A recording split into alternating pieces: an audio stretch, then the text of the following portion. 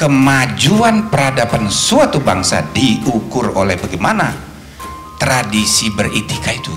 Nah, maka saya rasa kita tegakkan aja aturan-aturan yang disepakati bersama secara demokratis. Jadi kuncinya ya tegakkan hukum.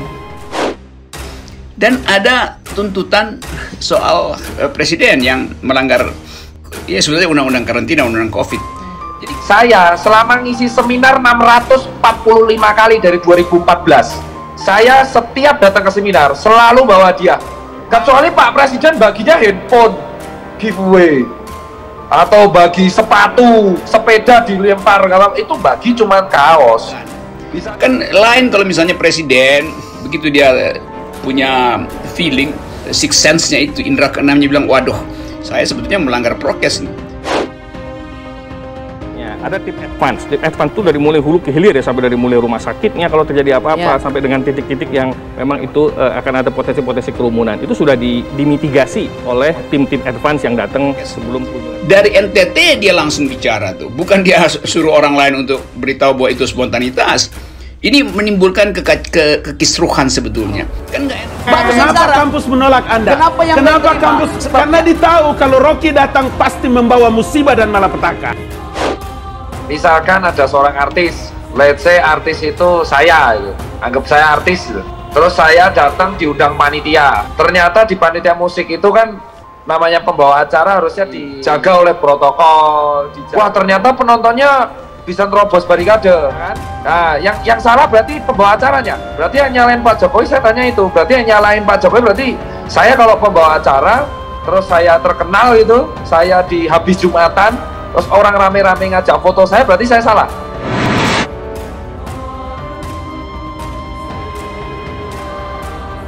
Ada pas event yang orang nggak, kok tidak adil Habib Rizik mengundang kerumunan, dituduh mengundang kerumunan, dan disebut itu sebagai kejahatan, sementara Jokowi enggak. Belum kunjungan presiden.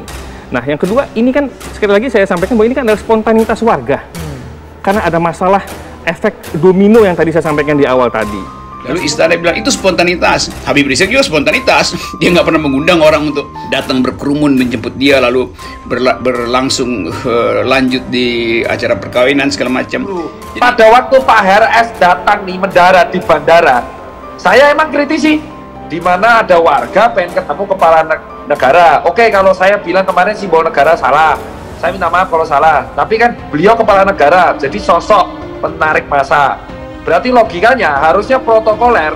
Apalagi yang melakukan tekanan terakhir adalah Majelis Ulama Indonesia, yang sinyalnya itu adalah sinyal moral. Lain kalau yang ngelaporin misalnya orang yang merasa sakit hati pada Jokowi, enggak. Ini MUI. MUI itu adalah lembaga moral. Jadi dia... Rocky Gerung ini ngomong Al-Quran fiksi aja nggak ada yang protes. Udah. Mana mungkin orang yang mengatakan kitab suci agama Islam adalah fiksi bisa dipercaya omongannya? Jangan dipercaya omongannya. Tapi memang itu yang akan terjadi kalau kita lihat perkembangan sejarah. Seluruh problem ini akan bermuara pada Kapolri itu. Nah, spontanitas itu memang sulit. Aparat juga sudah berusaha ya. Saya lihat juga para teman-teman protokoler, aparat, Pas Pampres juga sudah berusaha semaksimal mungkin. Rocky tidak mengerti apa yang namanya universitas hak. Nah, Anda bicara kebebasan, tapi Anda sebenarnya sedang mengeksplorasi kedungguan Anda sendiri. Kalau kita hanya bicara benar salah, yang benar cuma kita, orang lain salah semua. Begitu presiden terbaca disebut melanggar prokes, apalagi yang melakukan tekanan terakhir adalah Majelis Ulama Indonesia. Nah, saya melihat Pas Pampres, teman-teman protokoler itu sudah bekerja semaksimal mungkin lah untuk memitigasi kerumunan ini. Namun yang namanya spontanitas itu terjadi. Yang sinyalnya itu adalah sinyal moral. Lain kalau yang ngelaporin misalnya orang yang merasa sakit hati pada Jokowi, enggak. Ini MUI. MUI itu adalah lembaga moral. Jadi, Rocky Gerung, manusia fiksi yang selalu mengatakan fiksi karena otak kau fiksi. Jangan kau samakan orang dengan cara berpikir kau, Rocky Gerung. Ya, urus aja diri kau tuh. Udah benar belum? Nah, dungu itu kata yang akhirnya mengingatkan seluruh proses politik Indonesia. Norak, macam-macam itu, konyol. Saya ingin sampaikan kepada Anda, apa? Anda bicara, Anda beroposisi karena kedunguan. Memangnya Anda pikir Anda lebih pintar dari Jokowi? Jauh lebih dungu dari Jokowi. Bahkan Anda lebih dungu dari orang yang paling dungu di Indonesia. Jadi dia akan ada terus di situ sebagai biasa disebut kata baru atau serapan baru itu. Nah, terima aja bahwa dungu itu memang akan masuk dalam kamus bahas KBBI. Otakmu harus kau perbaiki, otakmu harus kau perbaiki, otakmu harus kau perbaiki. Itu aja maksud saya. Narasimu tidak bagus dan diksimu menjepelekan sebuah sistem yang sedang dibangun. Hati-hati. Iya. Biarkan tembok istana itu menyimpan problem penguasa istana sendiri dan netizen menyimpan dalam tembok-tembok akal sehat. Itu manusia ini berarti hidup dalam sesuatu yang fiksi ya.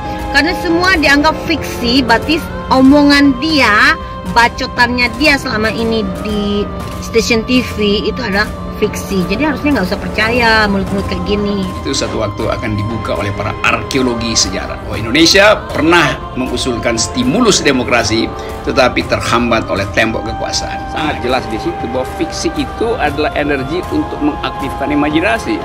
Laki-laki kok nyinyir ya? Harusnya itu perempuan. Kalau nyinyir itu wajar karena nyik perempuan. Kalau laki-laki bawel, nyinyir, kepo, usil, itu perlu ditanya. Dia normal apa enggak? Sangat mungkin dalam 2 minggu ini ada percepatan pemanasan politik yang disebabkan oleh kekuasaan yang arogan. Anda ingin memaksakan orang masuk ke dalam pikiran Anda dan orang ingin menjadi Anda. Itu yang tidak bebas. Anda tidak dapat menghargai pendapat orang.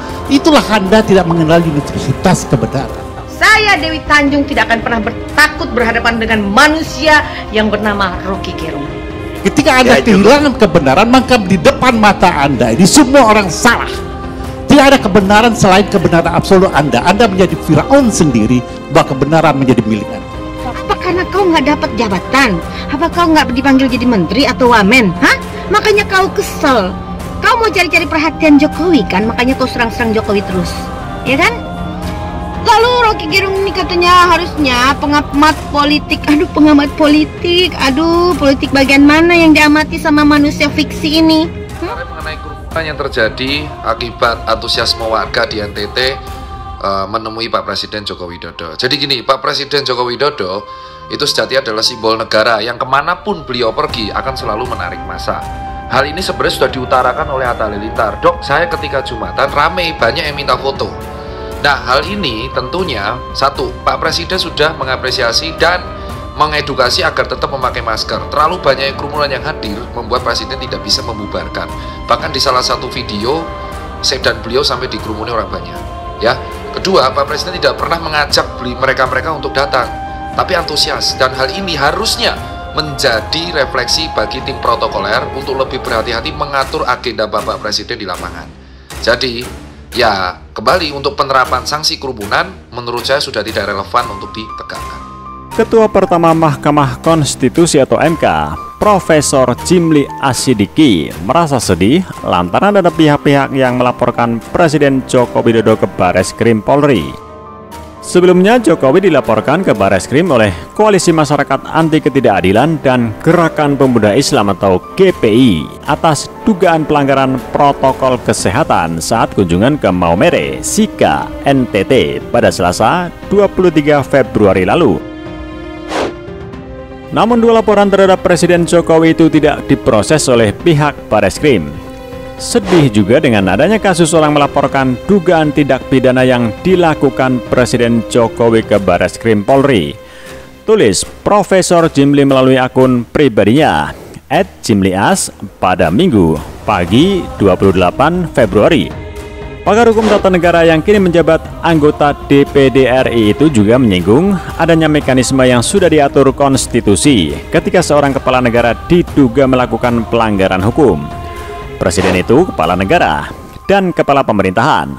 Kalau dia langgar hukum, sudah ada aturannya di UUD 45, yaitu diproses di DPR, ke MK dan MPR, bukan ke Polri via peradilan biasa, tegas Profesor Jimli. Sementara itu, Ketua Majelis Ulama Indonesia Bidang Infokom, Kiai Haji Masduki Baidowi mengklarifikasi pernyataan Wakil Ketua Umum MUI Anwar Abbas yang mengkritik kerumunan akibat kunjungan Presiden Joko Widodo ke Nusa Tenggara Timur atau NTT. Sebelumnya Anwar Abbas mengkritik bagaimana proses kepolisian merampungkan masalah kerumunan di tengah pandemi COVID-19 yang dipicu kehadiran figur publik. Dua insiden belakangan yang dicontohkan Anwar Abbas adalah kehadiran pentolan FPI Rizik Syihab di beberapa kegiatan keagamaan dan kunjungan kerja Presiden Jokowi baru-baru ini ke Nusa Tenggara Timur atau NTT. Kata dia, idealnya polisi bertindak adil secara hukum dalam memperlakukan keduanya. Pemberitaan terkait pernyataan Bapak Anwar Abbas itu bukanlah pernyataan sikap resmi MUI. MUI tidak memberikan pernyataan sikap apapun terhadap kunjungan Presiden Jokowi ke NTT. Kata Ketua MUI Bidang Infokom, Kiai Haji Masduki Baidowi kepada detik.com, Minggu 28 Februari 2021. Menurut Anwar, kerumunan Rizik dan Jokowi harus disikapi dengan sama tegasnya di mata hukum. Namun MUI menyatakan dua peristiwa itu tidak bisa disamakan. Dia menjelaskan kerumunan Rizik di acara pernikahan putrinya dipicu oleh ajakan. Namun demikian, kerumunan Jokowi di Maumere NTT tidak dipicu ajakan Jokowi. Tidaklah sepadan menyamakan kunjungan Jokowi ke Maumere dengan kasus Habib Rizik yang jelas-jelas sengaja mengadakan kerumunan, kata Masduki. Saya memohon kepada seluruh publik untuk membedakan apa yang menjadi pernyataan pribadi pengurus MUI dengan pernyataan resmi lembaga MUI. Itu harus dibedakan. Ujarnya melanjutkan. Selain itu, Masduki menjelaskan MUI punya tugas pokok dan fungsi yang jelas. Tidak semua peristiwa perlu dikomentari MUI, apalagi soal isu yang menimbulkan kegaduhan di publik. Masduki sudah berkomunikasi dengan Anwar Abbas. Anwar Abbas dinyatakannya memahami perlunya MUI meluruskan konteks pernyataan soal kerumunan Jokowi itu. Kita baik-baik saja dengan Pak Anwar, tidak ada masalah, kata dia. Sebelumnya pengamat politik Rocky Gerung angkat bicara mengenai peristiwa kerumunan yang terjadi saat kunjungan kerja Presiden Joko Widodo ke Maumere, Nusa Tenggara Timur atau NTT justru berakibat tragis. Hal itu diungkapkan Rocky melalui YouTube Rocky Gerung Official berjudul Langgar Prokes di NTT. Haruskah Presiden dihukum berat? Yang diunggah pada Rabu 24 Februari 2021. Bekerja sama dengan aparat daerah mensterilisasi daerah setempat. Kan lain kalau misalnya presiden begitu dia punya feeling, sixth sense-nya itu, indera keenamnya bilang, waduh, saya sebetulnya melanggar prokes nih. Dari NTT dia langsung bicara tuh, bukan dia suruh orang lain untuk beritahu bahwa itu spontanitas. Ini menimbulkan kekisruhan sebetulnya. Kan nggak enak polisi memproses presiden. Dia mesti dipanggil atau paling nggak ada keributan sehingga kerja presiden terganggu. Bagian atas mobil.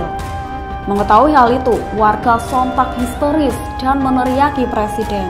Salah seorang warga, Komis Tatois, mengaku sangat senang dapat melihat secara langsung orang nomor 1 di Indonesia. Kegembiraan warga saat itu diakuinya memang tak bisa dibendung. Terlebih lagi Jokowi dianggap baru pertama kali datang ke daerahnya.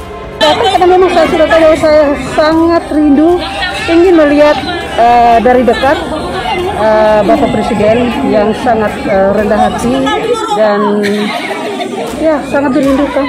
Dan saya memang secara pribadi harusnya saya sudah masa purna bakti tinggal di rumah, tetapi karena kerinduan itu makanya saya ingin melihat Bapak Presiden dari dekat. Menurut saya pribadi itu sangat hal yang luar biasa, sangat membanggakan masyarakat Kabupaten Sika. Karena kehadiran beliau dalam meresmikan Bendungan Napung Gete akan berdampak positif terhadap kemajuan masyarakat Kabupaten Sika, terutama di bidang pertanian. Itu kerumunan Jokowi di NTT adalah peristiwa dramatis, tapi akibatnya tragis karena di era pandemi COVID-19. Ungkap Rocky pada unggahan YouTube miliknya dikutip pada Jumat 26 Februari 2021. Di awal unggahan tersebut, Rocky menampilkan beberapa rekaman video singkat yang tersebar di media sosial saat Jokowi berkunjung ke NTT. Ada video saat Jokowi melambaikan tangan melalui atap kendaraannya yang pada saat ini telah ramai kerumunan massa. Kemudian ada juga video masyarakat berebut hadiah yang dilemparkan oleh Jokowi. Dan ada tuntutan soal presiden yang melanggar ya sebetulnya undang-undang karantina, undang-undang COVID. Jadi beliau masuk di dalam politik Indonesia sekarang di dalam relasi-relasi yang amat memusingkan kepala. Padahal dia baru sebulan jadi Kapolri. Tapi memang saya selama ngisi seminar 645 kali dari 2014, saya setiap datang ke seminar selalu bawa hadiah. Mau nggak disuruh apa enggak? Itu ada stok. Kecuali Pak Presiden baginya handphone giveaway atau bagi sepatu, sepeda dilempar, kalau itu bagi cuman kaos. Bisa aja nyetok. Kalau yang dipermasalahkan hadiah itu kan dalam rangka supaya membubarkan kerumunan. Melihat video itu, Rocky kemudian mengartikan presiden memancing kerumunan karena berdiri hingga keluar mobil, bahkan melempar-lempar hadiah. Mana ada orang dilempar hadiah menjauh? Ini soal hukum dan kita mungkin menganggap bahwa prinsip-prinsip hukum itu akhirnya dilecehkan sendiri oleh mereka yang seharusnya menegakkan hukum, ungkap Rocky. Tapi memang itu yang akan terjadi kalau kita lihat perkembangan sejarah. Seluruh problem ini akan bermuara pada Kapolri itu. Karena ini dicicil kan dari 2-3 tahun lalu. Jadi itu yang disebut sebagai konsekuensi dari pembiaran ketidakadilan di masa-masa Jokowi kemarin yang nggak diselesaikan. Sehingga bebannya datang pada Pak Sigit. Jadi saya bayangkan bahwa misalnya begitu presiden terbaca disebut melanggar prokes, saya seperti itu aja pikirnya. Oke. Nah berarti dari sini kan yang perlu dipermasalahkan adalah bukan sosok Pak Jokowinya. Sesuai dengan video saya di 10 detik terakhir, harusnya disoroti adalah kerjasama antara protokoler dan aparat daerah. Ini ada presiden nih ke NTT. Dia kemudian memberikan contoh dengan imajinasi kasus seorang yang berdiri di dekat gorong-gorong yang kemudian menyebabkan orang di depannya jatuh. Namun lanjutnya, orang ini tidak dijatuhi hukuman karena ternyata dia adalah orang yang mengalami gangguan jiwa. Rocky menarik peristiwa tersebut dengan kejadian yang menimpa Jokowi. Menurutnya, presiden adalah orang yang sehat sebagai subjek hukum. Apalagi yang melakukan tekanan terakhir adalah Majelis Ulama Indonesia, yang sinyalnya itu adalah sinyal moral. Lain kalau yang ngelaporin misalnya orang yang merasa sakit hati pada Jokowi, enggak, ini MUI itu adalah lembaga moral. Jadi kalau ada warga yang bisa menembus barikade, loh kok yang salah presidennya? Ada SOP. Terus yang kedua, ada pelanggaran serius. Yang pelanggaran serius itu adalah terjadinya kegagalan orang-orang di lapangan jaga SOP. Beliau presiden, bukan Dr. Tirta, bukan Raffi Ahmad, bukan Halilintar. Namanya presiden, kalau ada orang kerumunan, harusnya barikade dijaga. Itu video dipotong, video utuhnya itu mobil beliau langsung diseruduk orang banyak. Pas pampres 2 orang naik motor gede sampai rubuh. Pas pampres rubuh. Jadi logikanya itu warga banyak. Kalau sampean jadi presiden, lihat warga nyegat, ditubruk. Masa ditubruk? Maju kena, mundur kena. Berarti yang bisa buat bubar presidennya keluar dari atap. Sangat mungkin dalam 2 minggu ini ada percepatan pemanasan politik yang disebabkan oleh kekuasaan yang arogan. Pada peristiwa kerumunan di NTT, katanya presiden dengan sadar melakukan tindakan yang bertentangan dengan undang-undang kesehatan. Jadi kalau dilihat dari prinsip hukum positif, maka presiden harus digugat sebagai telah melakukan delik. Soal pembelaan itu urusan belakangan. Jadi kita mau rasional aja melihat soal ini, pungkas Rocky. Nah, dungu itu kata yang akhirnya mengingatkan seluruh proses politik Indonesia. Norak, macam-macam itu, konyol. Tapi mau diapain kan, itulah akibat dari kita bermain masuk di dalam 4.0 teknologi. Jadi dia akan ada terus di situ sebagai biasa disebut kata baru atau serapan baru itu. Nah, terima aja bahwa dungu itu memang akan masuk dalam kamus bahas KBBI selama kekuasaan mempraktekkan hal yang disebut dungu kan. Gampang aja. Enggak, itu spontanitas. Pada waktu kejadian di Bogor, emang saya kritisi? Enggak, yang saya kritisi dari Pak HRS adalah pernikahan di Petamburan yang ada tenda-tendanya. Itu viral kok jadi dibanding-bandingkan bandara. Kalau di bandara setahu saya itu tidak dipermasalahkan. Orang Pak Mahfud sendiri yang bilang mengecewakan, spontanitas. Lain kali tolong dikoordinasi. Yang dipermasalahkan Petamburan, makanya ada pencopotan pejabatan. Biarkan tembok istana itu menyimpan problem penguasa istana sendiri, dan netizen menyimpan dalam tembok akal sehat. Itu satu waktu akan dibuka oleh para arkeologi sejarah bahwa Indonesia pernah mengusulkan stimulus demokrasi tetapi terhambat oleh tembok kekuasaan.